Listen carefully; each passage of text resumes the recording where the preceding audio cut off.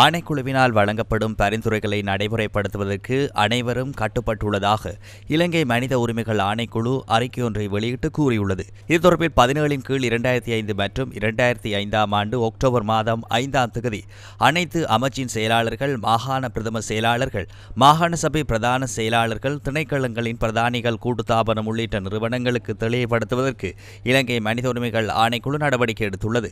அத்துடன் மனித உரிமைகள் ஆணைக்குழுவின் சட்ட பரிந்துரையில் குறிப்பிடப்பட்டுள்ள காலப்பகுதிக்குள் குறித்த பரிந்துரைகளை நடைமுறைப்படுத்தப்பட எடுக்கப்பட வேண்டிய நடவடிக்கைகள் தொடர்பிலும் ஆணைக்குழுவுக்கு தெரிவிக்க வேண்டும். எவ்வாறாயினும் இது தொடர்பில் மேன்முறையீடு சமர்ப்பிக்கப்பட்டுள்ளமையால் பரிந்துரைகளை நடைமுறைப்படுத்துவதில்லை என ஆணைக்குழுவின் சில நிறுவனங்கள் மற்றும் அதிகாரிகள் தெரிவிக்கின்றனர். குறித்த விடயங்களை அடிப்படையாக கொண்டு ஆணைக்குழுவின் சட்டத்திற்குட்பட்டு வழங்கப்படும் பரிந்துரைகளுக்கு அமைய மீள மேன்முறையீடு செய்யும் நடைமுறை இல்லை எனவும், மேன்முறையீட்டை சமர்ப்பித்து பரிந்துரைகளை நடைமுறைப்படுத்தாமல் இருப்பது சட்டத்திற்கு முரணானது எனவும் இலங்கை மனித உரிமைகள் ஆணைக்குழு குறிப்பிட்டுள்ளது.